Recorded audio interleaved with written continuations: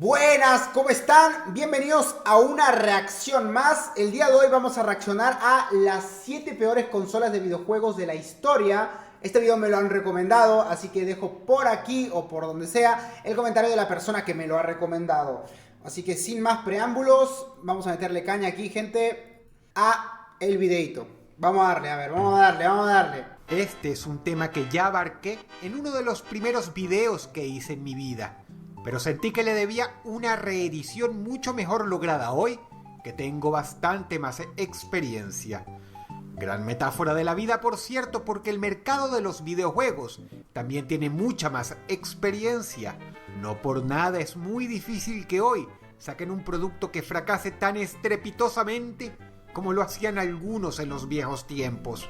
El marketing es bastante más sabio hoy de lo que era ayer, donde se veían algunas cosas tan descabelladas que luego de tantos años siguen dando de qué hablar.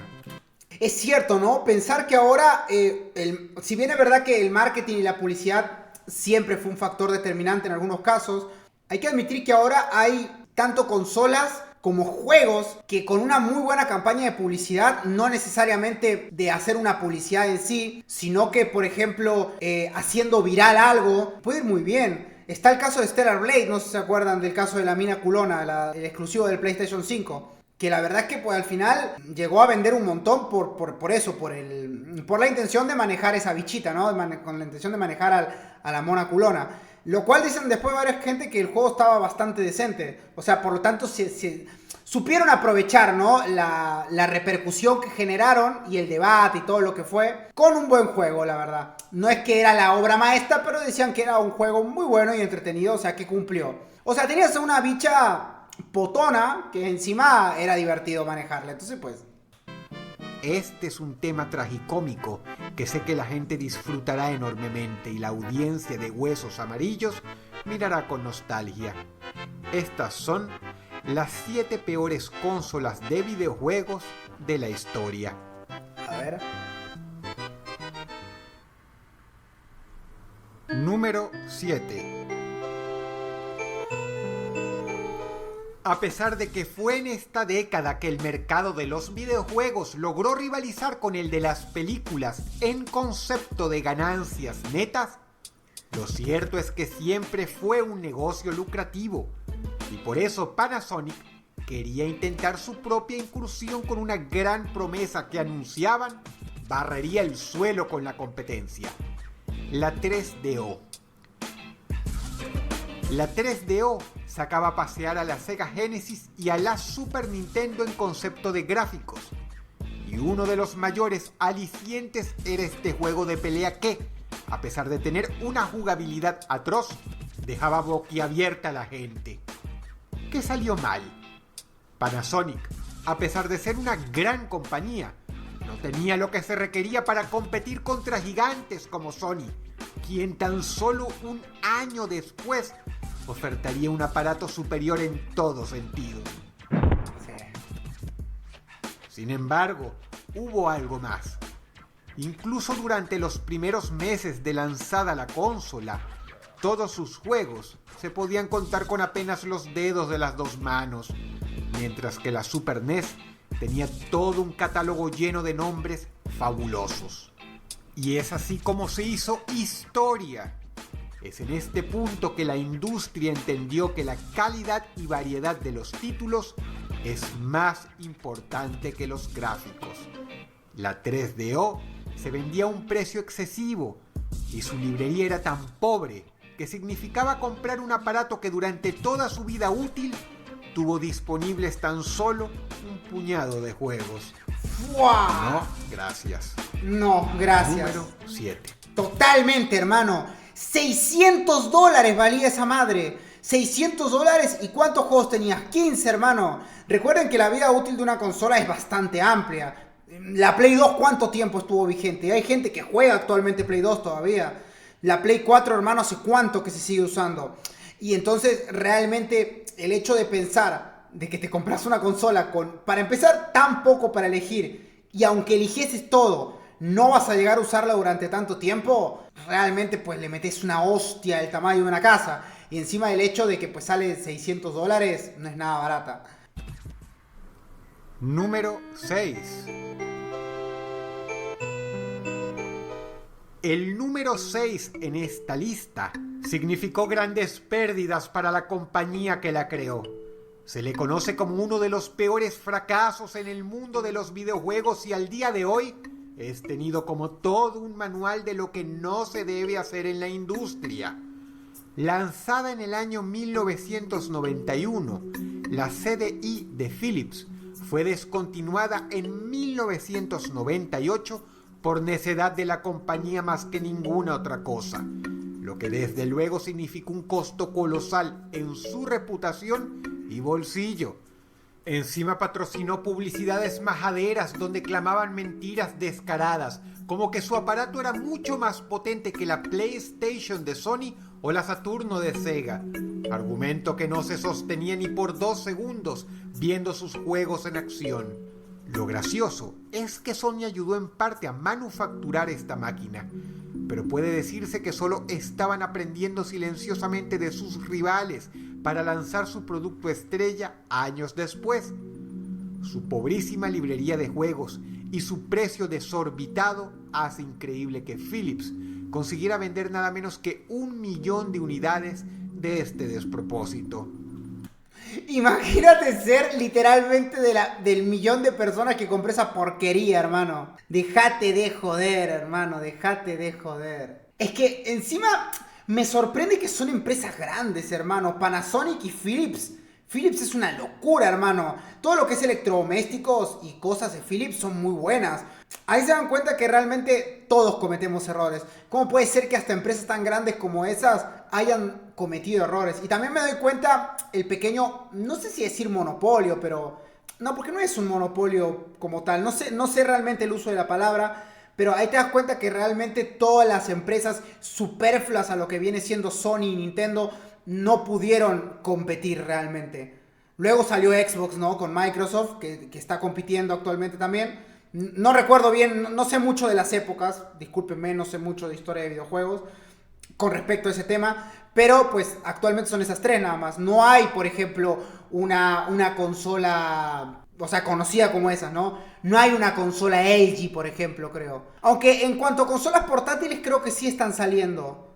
El otro día había visto una consola portátil, no me acuerdo de qué marca. Creo que una marca, era de Logitech, me parece. Pero se entiende lo que quiero decir, ¿no? Que los reyes son esos y son ahora Xbox, Nintendo y PlayStation. Microsoft, Sony y Nintendo respectivamente. Y pues es muy difícil meterse adentro de eso. Aún así, casi $1.000 millones en pérdidas y contando en su haber con ser creadores de la consola con algunos de los peores juegos jamás creados, ¿Qué es esa madre? Dejaron a Philips sin ganas de volver a incursionar en los videojuegos. Número 6. Número 5. Dicen que mucho peor que estar sumido en la miseria es haberlo tenido todo y caer en la miseria. Lamentablemente, ese es el caso de Atari. Luego de dominar el mercado durante buena parte de la década de los 80 con su Atari 2600, malas decisiones empresariales, como por ejemplo el juego de E.T., historia muy interesante que por cierto conté en un video, los llevaron rápidamente a una situación económica comprometida. Hermano, es verdad, ¿vieron que E.T. fue literalmente el juego que casi destruye la industria de los videojuegos? No sé si ustedes sabían ese dato, que literalmente hay en un lugar, no me acuerdo en qué lugar del mundo, hay enterradas copias físicas de E.T. que no se pudieron llegar a vender.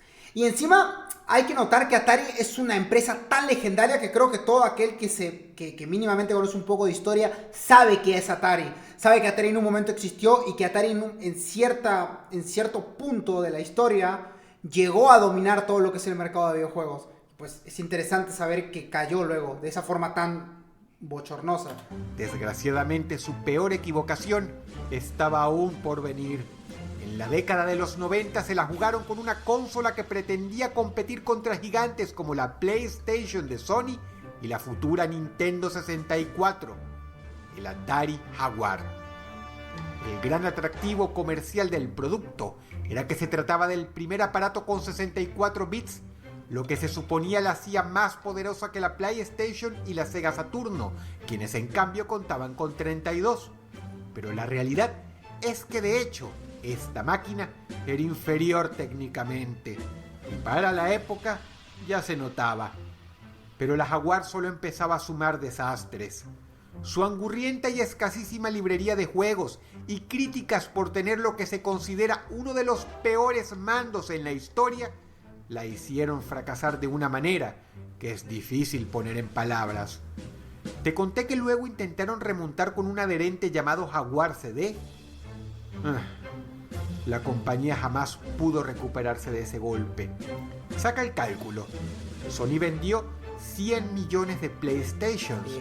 La gente se llevó a casa 33 millones de Nintendo 64. Atari vendió apenas 245.000 Jaguares. Número 5. Hermano, no vendieron nada. ¿Cuántas consolas de esas habrán quedado tiradas? Hermano, encima el mando. ¿Vieron cuando las empresas quieren innovar en lo que no hay que innovar? ¿Qué es esa basura, hermano, de mando? Literalmente parece una radio. ¿Cómo usas eso? No te puedo creer, hermano. Oh, y si esto es el puesto 5, ¿cuánto vendieron, hermano, los otros puestos? ¿Vendieron dos consolas nomás? Increíble. Número 4. Sega es una compañía con fans y adeptos en todo el mundo, pero hasta ellos reconocen que es imposible hablar de grandes fracasos videojugabilísticos sin traerlos a colación no una, sino varias veces. Las cosas buenas que esta corporación nipona hizo con un par de magníficas máquinas lo desbarató con la Sega CD, pero sobre todo el aparato que ocupa el cuarto lugar en este top, la Sega 32X. De acuerdo, no es una consola, es un periférico que se insertaba sobre la Sega Genesis para llevar su potencia hasta 32 bits y darle otras características avanzadas. Y a pesar de que lo que estás viendo en pantalla era considerado la creminata de los videojuegos en el año 1994, lo cierto es que este sistema estaba por ser asesinado brutalmente a la vuelta de la esquina como víctima en una película de terror. La razón: la PlayStation fue lanzada ese mismo año y era infinitamente superior. Sega debió darse cuenta de esto porque apuraron su próximo proyecto, la Sega Saturno, que salió a la venta también en 1994. Así que quienes compraron la Sega 32X se sintieron estafados. Y a pesar de que en su tiempo vendió notablemente más unidades que el Atari Jaguar, lo cierto es que solo lo hizo por tener el nombre Sega estampado. Por todo lo anterior dicho, yo lo considero un fracaso mayor. Pésimo periférico, gran despropósito. Número 4. Vendió igual 660.000, o sea, no es mucho, gente. Pasa que dense cuenta del error que se cometió acá. O sea, estamos hablando de que primeramente que nada sacaron un periférico que permitía los CDs y que permitía que pues nada, el rendimiento sea un poco mejor, bastante mejor, pero luego ese mismo año salió PlayStation, que tenía un rendimiento increíblemente mejor que el de la Sega con el periférico ese, y que encima era nativo, o sea, que era propio de la consola. Entonces, y encima lo peor es que Sega luego sacó otra consola al instante, o sea, literalmente se cagaron en la gente, o sea, pero no, sí, se cagaron en la gente básicamente. Es increíble. Era bueno Sega, un primo tenía el Dreamcast. Sega era bueno, hermano, yo tenía el Sega Genesis 3. Que era el clásico, ¿no? Era muy bueno, la verdad. Luego me incliné por PlayStation y ahora soy Team Nintendo. O sea, yo pasé por todas, menos por Xbox. Xbox nunca me llamó totalmente la atención. Lo único que tengo de Xbox es el Game Pass. Lo tenía porque lo cancelé hace poco, pero lo voy a retomar nuevamente. Pero pues de la consola como tal no tengo nada. Lo que sí, pues, nuevamente digo, yo antes era muy de Sony. Y ahora me gusta Sony también, pero tengo Nintendo Switch y soy bastante nintendero. Número 3. El número 3 de este top comparte una similitud con el anterior, y es que logró vender todo lo que logró vender solo por tener el nombre de su compañía estampado encima. De no ser por eso, habría sido un aparato aún mucho más oscuro de lo que ya es hoy. Y es que si bien el Virtual Boy superó por 100.000 unidades al Sega 32X, se le considera un fracaso colosal. Quizá Nintendo quería innovar a como diera lugar. El resultado fue poner a la venta un producto con una tecnología muy cruda. Ya para el año 1995 habían disponibles en el mercado fantásticos juegos. Así que algo basado en vectores primitivos y encima todo rojo, pues este chico malo no era capaz de utilizar ningún otro color, era una propuesta demasiado osada, que encima sazonó con una librería de juegos escasa. El resultado, una de las consolas, si no la consola con menor vida de la historia. Fue descontinuada poco más de un año después de su lanzamiento. Pero lo peor de la Virtual Boy, de lejísimos, fue que el manual traía no menos de 3 extenuantes advertencias de que la gente epiléptica o con problemas en los ojos debía mantenerse lo más alejada posible. Nintendo es una gran compañía y no acepta medios términos. Cuando lo hacen bien, lo hacen a lo grande. Pero el día en que para variar lo hicieron mal, le dieron al mundo una de las peores consolas de la historia. Número 3. Hermano, ¿saben lo que es que la vida útil de algo, de una consola, dure un año y pico? Es que fue, hermano, déjate de joder, fue un fracaso rotundo. No quiero saber qué fueron los 2 primeros lugares. El Play 2 siempre va a ser la mejor consola de la historia y se calla, no les doy uno. No, totalmente, la Play 2, hermano, es locura. Vos sabés que igual hay otra gente que tiene como que un lazo con la Nintendo 64 y así. Yo creo que depende mucho de cada persona. Sin embargo, para mi parecer, la Play 2 es y será siempre la más increíble de todas. ¿Por qué? Porque hasta gente que no juega muchos videojuegos tiene un recuerdo con mucho amor de la PlayStation 2. O sea, la PlayStation 2 trascendía las barreras de los que eran gamers y los que no. Claro, pero igual Fabilio no se da cuenta que la Play 2 como que trasciende las barreras de quiénes son jugadores y quiénes no. La Play 2 une a todo el mundo. Yo sé que suena un poco exagerado lo que estoy diciendo, pero es verdad. No sé si has notado que la Play 2 nos une a todos. Sin importar que seas jugador, que no seas jugador, todos usaron una Play 2. Número 2. A medida que vamos descendiendo en el infierno de los videojuegos, vislumbramos a la distancia el círculo de las consolas portátiles y ahora mismo vas a conocer a la más extraña y arcaica de todas ellas. Lo que para tu información es muchísimo decir. El número 2, el gran subcampeón de este top, es algo difícil de explicar.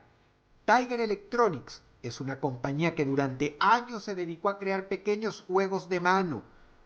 Quizá tú llegaste a poseer alguno de ellos. La tecnología era sumamente básica, pero en su tiempo tuvieron éxito. No había pretensiones, eran productos sencillísimos que se usaban para matar el tiempo. Quizá algo que te comprarían para que te entretuvieras en un viaje de vacaciones. Un día quisieron hacer su propia consola portátil con cartuchos, pero he ahí el detalle. No querían que fuera algo que técnicamente pudiera competir con la Game Boy Color. No querían que fuera algo que pudiera hacer gala de los gráficos que ya las consolas portátiles podían lograr en 1997, año en que fue lanzada. En aquella época ya se hacían cosas mucho mejores que lo que ves en pantalla. Lo que Tiger quería era algo a medio camino entre una portátil moderna y su viejo concepto. El resultado, la peor idea jamás concebida en el mundo de los videojuegos y lógicamente un desastre de marketing. Te presento a Game.com. Así se llamaba. Es que ya de por sí se ve asquerosamente chafa, hermano. Es que miren eso, hermano, se ve muy mal. Y encima los juegos en blanco y negro. Que a pesar de que su precio era muy bajo y que había títulos atractivos, La idea simplemente no cuajó y en consecuencia vendieron menos de 300.000 unidades. El mundo simplemente no estaba dispuesto a aceptar un concepto así. Para cuando salió a la venta la Game Boy Color a menos de $90 con un catálogo de juegos espectacular, el destino de Game.com quedó sellado. Número 2. Es que sí, hermano. Con la Game Boy Color, ¿quién va a querer comprar esto? Número 1. Cuando Apple habla, la gente escucha. Oh. Se han ganado su fama en base a productos que tienen la reputación de trabajar muy bien y según el gusto de cada quien, ser superiores a la competencia. Pero no todo lo que inventan se convierte en oro, en especial durante la época en que Steve Jobs no estuvo a cargo de la compañía. Prueba de ello es quizá el producto más raro y catastrófico en la historia de los videojuegos. ¿Qué es esa basura, hermano? Pippin. Más allá del nombre, que hizo levantar una ceja a más de uno, Apple y la compañía nipona Bandai se unieron para quedarse con un pedazo del pastel del lucrativo negocio de los videojuegos. A Sony le iba bien, a Nintendo le iba bien, y Apple pensó que se merecía un pedazo. Lamentablemente entre querer y poder hay un largo trecho. Pippin tuvo uno de los catálogos de juegos más pobres en consola alguna, y por más que Apple lo intentaba, la gente no se interesaba. Fue un fracaso colosal. No se sabe cuántas Pippin se facturaron en total, pero se estima que en Estados Unidos se vendieron apenas 42.000 unidades. En Europa y Japón fue muchísimo menos. Lanzada en 1995 y extinta en 1997, Pippin solo vivió 2 años y murió sola. Ahora conoces a la consola más fracasada de la historia. ¡No! ¡El fanart está increíble, hermano! ¡No! Número 1. Pero aún así, quiero cerrar con algo que escribí en aquel viejo video que hice hace varios años, y es dar un agradecimiento a todas las corporaciones mencionadas aquí, porque a pesar de sus fracasos, hay una gran verdad. No existe consola donde no haya habido al menos un buen juego. Si el video te gustó, por favor dale pulgar arriba y compártelo con tus amigos.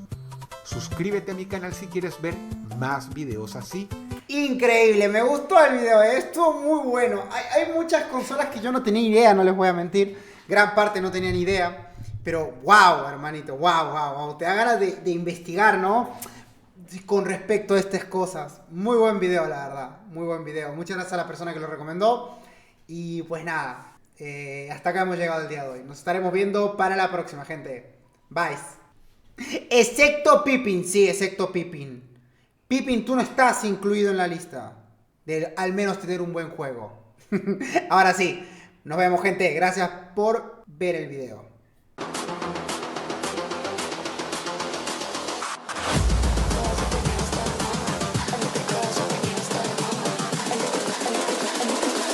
I think the girls with their nails done now.